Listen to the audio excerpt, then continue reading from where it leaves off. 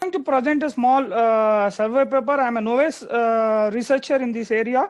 Let me just start sharing my screen.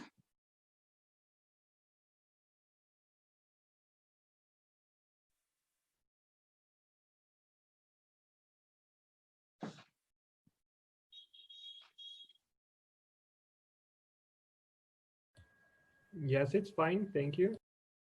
Great. Thanks for that. Yeah. So the title of the work is a survey on mechanisms of reusable component retrieval from component repository.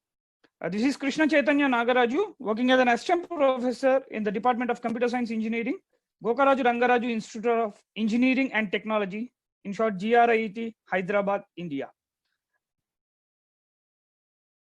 So the discussion for another few minutes, maybe 10, 15, 20 minutes would go on these topics. Abstract, initially I will give an introduction on the abstract, and then we will talk on reuse and repositories, a little bit of literature on the repositories. Then we will try to concentrate on the linking of text mining techniques and stochastic model and stochastic processes. Then we will see a literature survey on the models like hidden Markov model, probabilistic model, Kalman models, and going ahead, deep learning models and optimization algorithms. So going ahead, software components have a vital role in new software development and system improvement. The point is of software reuse. Instead of starting from the scratch, a developer may consider to make use of an existing component. That is the idea of reuse, right? So software components have a vital role in new software development and system improvement. The primary participation of software component is in reuse, which reduces implementation cost, time, and energy. There need to be some system or an application that can efficiently store and recover software code parts so that can be effectively reused whenever the same functionality is required. So such a thing, we call it as a repository, the place where we can store. There are various software reusable component repositories developed by different researchers. This paper provides a survey on the useful retrieval mechanisms of components and different software repositories developed by researchers of this area. It also discusses different possibly applicable stochastic and statistical models for component retrieval. This survey will be a base to develop methods for retrieval of code components with user-friendly and well-organized repositories. So taking ahead, we would like to work in this area, and we would like to develop some model. So that's why we are doing this particular literature survey. So coming to the reuse. Software reuse is a promising possibility to enhance software productivity. Reusing the program is not effective in its capacity for many reasons. It's not that easy to reuse. There are some challenges. The main reason is that it needs a rich repository of the best plan to increase productivity. Sometimes it may happen that the component that is required is available, but the search mechanism that you are applying is not giving you information of what actually you are intended to reuse. So there's a possibility. The repository needs to be maintained properly in a best plan so that whenever the component is required, it is identified, searched for and identified and prompted to the developer or the end user. Current software component recovery approaches essentially combine free text strategies, dictionary techniques, signature comparison methods, behavior-based strategies, and facial category techniques, etc. The component retrieving for reuse from the large dataset corpus is challenging. It's not the point of 10, 20, or 100 components. We may be having million components over a period of time. The repository may have been developed. And from that, instead of starting from the scratch, I would like to reuse a component. So whether the component is existing, the retrieval strategies include classification of numbers, maybe free text searching, maybe relational databases are used, and maybe feature-based ones.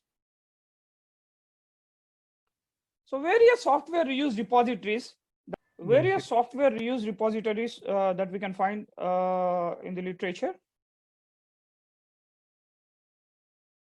CodeBroker, Sure, CKBRP, knowledge-based repository, the ORDP-based SFB 501 reuse repository, AIRS, artificial intelligence repository system.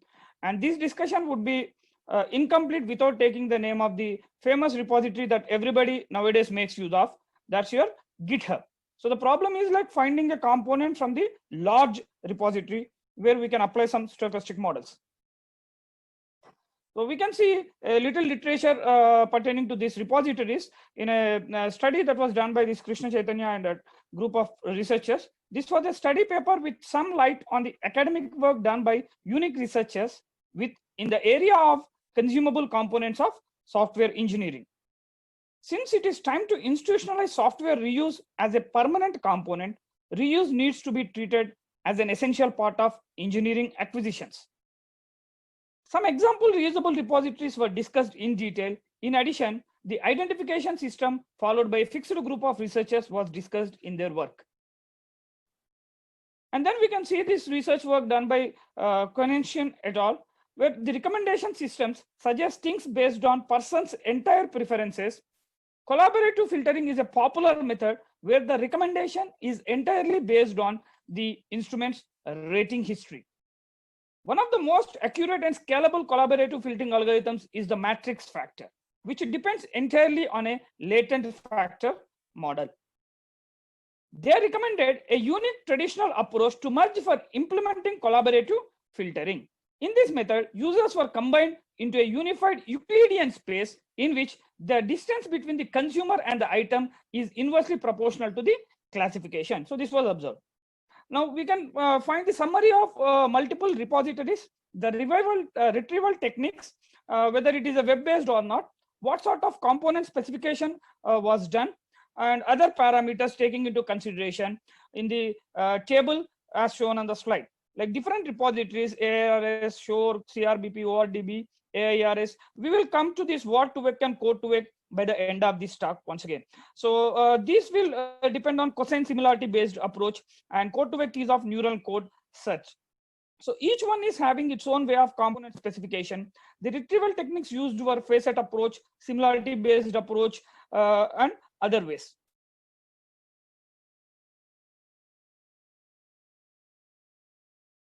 Now, coming to this point of what actually is text mining, looking at code component search in the way of text mining, like considering code files as text files. Text mining is the method of getting actionable information based on meaningfulness of unstructured data. A query may be an unstructured data, right? Or maybe the code component itself can be considered as an unstructured data. By transforming data into mission understandable information format, it helps in text classification on the basis of intent, topic, or sentiment. We can classify it with the help of text mining. The work done by Sonali Vijay Gaikwad et al., the title Text Mining Methods and Techniques, emphasizes on the different methods that the text mining can be done as shown in the figure. So we can have this information retrieval based on the text mining, making use of term-based method, maybe using phrase-based method, concept-based method, or pattern taxonomy method. So these are different methods. Besides this, we have the techniques. The techniques used in text mining may be pertaining to information extraction, categorization of the text content, maybe clustering, and visualization, which will enable us to take some decision-making process, enable us to take a proper decision. Text mining has proved to be a reliable and cost-effective way to achieve accuracy, scalability, and quick response times. Now, this is once again the survey summary, comparisons of different text mining techniques. We can see the different models that are used for specific technique and the tools which are already existing. Like the different models may be Boolean model, vector space model, statistical language model, hidden Markov model. In case of text extraction, we can make use of conditional Markov model and SVMs. These are the example tools which make use of these sort of models and the algorithms that can be used. If we observe in case of text categorization can make use of KNN as well as support vector machines, decision tree induction, and probabilistic or generative model based algorithms can be used. The models can be used with these algorithms to perform these operations. Example tool is intelligent miner.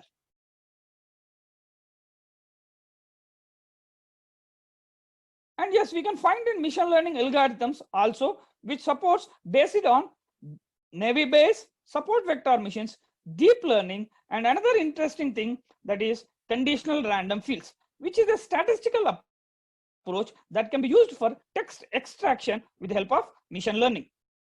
It creates systems that learn the patterns they need to extract by weighing different features from a sequence of words in a text. So with this, we will try to understand the stochastic models as well.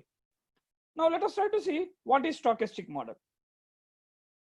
A stochastic model represents a situation where uncertainty is present. In other words, it is a model for a process that has some kind of randomness. The word stochastic comes from the Greek word stochastesia, meaning to aim or guess. Randomness, we need to guess. So the whole life is random. Everything is random in our daily life. In the real world, uncertainty is a part of everyday life. So a stochastic model could literally represent anything. All stochastic models have the following in common. They reflect all aspects of the problem being studied. Probabilities are assigned to events within the model. So this is all probability based because randomness. These probabilities can be used to make predictions or supply other relevant information about the process. The formal definition of a stochastic process can be given like this. A stochastic process is a family of random variables, some x theta, where the parameter theta is drawn from an index set. The best index set that can be considered is time because it varies over a period, right? From one instance to the other instance. For example, let's say the index set is time. For a continuous process, the random variables are denoted by xt, set of, right? And for a discrete process, they are denoted by xn. Time is one of the most common index sets. Another is vectors, represented by x u comma v, where u comma v is the position for that vector. So here we come to the literature review based on the stochastic models. The first paper that considered was 7 things to remember about hidden Markov models, which is a tutorial on Markovian models for time series given by Vissar. In this paper introduces concept of hidden Markov models in detail. The author chose to address the issue in point of view of 7 questions as: what are hidden Markov models? What is Markov about HMM? What is hidden in HMM? Computation of likelihood, computation of hidden states, estimation of parameters of HMM, and how HMM can be made fit in practice. So this can be as a basic knowledge for exploring more. When the response times of data considered over a period deviate considerably from the Gaussian distribution. So the point how I can think about the model which has a multiple modes and which can lead me to some HMM or Markov model. When the response times of data considered over a period deviate considerably from the Gaussian distribution, it can be suspected that the data may be having multiple modes. This is basic point of hidden Markov model. So that hidden points, what is the hidden state that need to be understood. And the next work is by Homister and Thomas Juegmann, titled Text Mining Using Markov Chains of Variable Length. In this work was carried out to identify whether federation of documents can be done based on whether one document is relevant to the subject what the other one has. So our concentration is on mining the text. So we are relating with the works which are specifically carried out in this area. To carry out this, a Markov chain of variable length was used to generate a list of semantic federation of papers from a given input set of documents. Probabilistic language models were made use of for document retrieval as well as classification in this particular work. They made use of a collection of n-gram variable memory Markov model, VMM, n-gram VMMM, one for each class, using Bayes classification rule, developing a multi-class learner. The algorithms developed have been implemented and tested over the famous dataset Reuters 21578 dataset. And then the work by Sun, probabilistic models for text mining. A variety of probabilistic models for text mining have been studied in their work, focusing on fundamental probabilistic techniques along with their applications for different text mining issues. The work can be summarized into a table. The summary of different models discussed in the work can be found as in the table below. We have got different categories of text mining and each model, the application for what the model can be done, and the algorithms it can be making use of. So if you look at this, the probabilistic model type could be a mixture model. We can have models of Gaussian mixture model, Bayesian mixture models, probabilistic latent semantic analysis, or latent direct allocation, LDA. And these can be applied for comparative text mining, maybe for contextual text mining, or for the topic sentiment mixture, that is TSM. Basically, the learning algorithms used two estimation criterions are frequently used. One is maximum likelihood estimation, and the other is maximum a posteriori probability, that is MAP. And we also have expectation maximum, generalized EM, variational EM algorithms, along with Gibbs sampling based on Markov chain Monte Carlo algorithm, MCMC algorithm. This is one model type, probability model type. And then we also have probabilistic model belonging to stochastic processes in based on non-parametric models. The models can be Chinese restaurant process, Dirichlet process, Pitman-Yor process, Indian buffet process, beta process, Gaussian process. These can be applied for detecting hierarchical topic models or evolution structure detection. Basically, they make use of MCMC approaches. And then we have this probabilistic model of graphic models, where we can be having Bayesian networks, hidden Markov models, Markov random fields, and conditional fields. They help in the applications of spam filtering,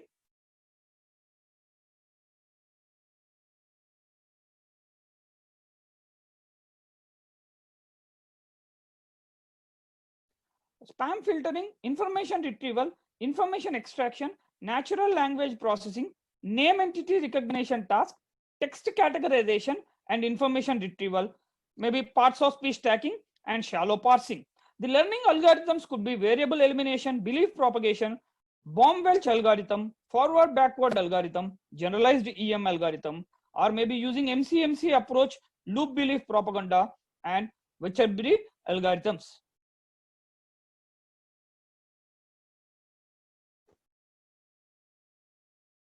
The work done by Andrew McCallum, maximum entropy Markov models for informative extraction and segmentation.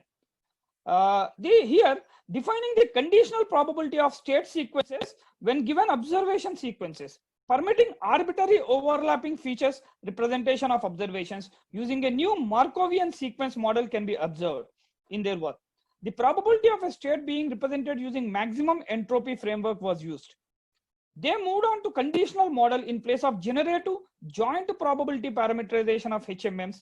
It was observed that they could move over three classic problems of HMM with new variants of forward, backward, Wecherbery and Baum-Welch algorithms. They made use of 38 files of Usenet FAQs from the internet. That was the dataset used by them. The model could have been applied for large vocabulary using a distributed state representation and non-fully connected topologies. This is one gap like for the future expansion of the work. And then we have the kernel Kalman rule given by George H. Debs. Their work introduces a couple of new techniques wherein initially replacing a KBR, which makes use of recursive least squares method to estimate the embeddings of state with Kernel-Kalman rule. And then so as to learn the system and observation model from data, they introduce Kernel-Kalman filter, KKF, which updates embedding of a belief state. In procedure, they introduce a subspace conditional embedding operator that allows to estimate its empirical estimator in a larger data set without affecting computational efficiency. To derive the subspace versions, this operator is further applied to kernel sum rule, kernel chain rule, as well as kernel base rule. Kernel base rule was first introduced by Fukamizu and group of people. So this is the algorithm what they had for Kernel-Kalman filter, as what it is displayed. Because it's running out of time, I'm not explaining the algorithm.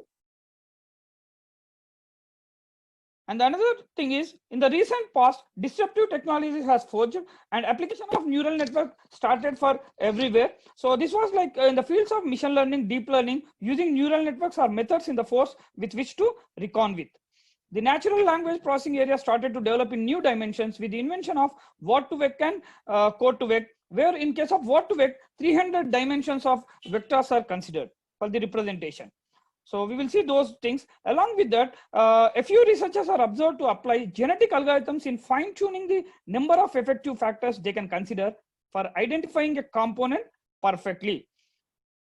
So this is like the Brook et al. Work, where they work the similarity between the two text documents are measured based on word embedding by taking the vector values for each document obtained by considering the centroid of words vectors in document. They made use of cosine similarity.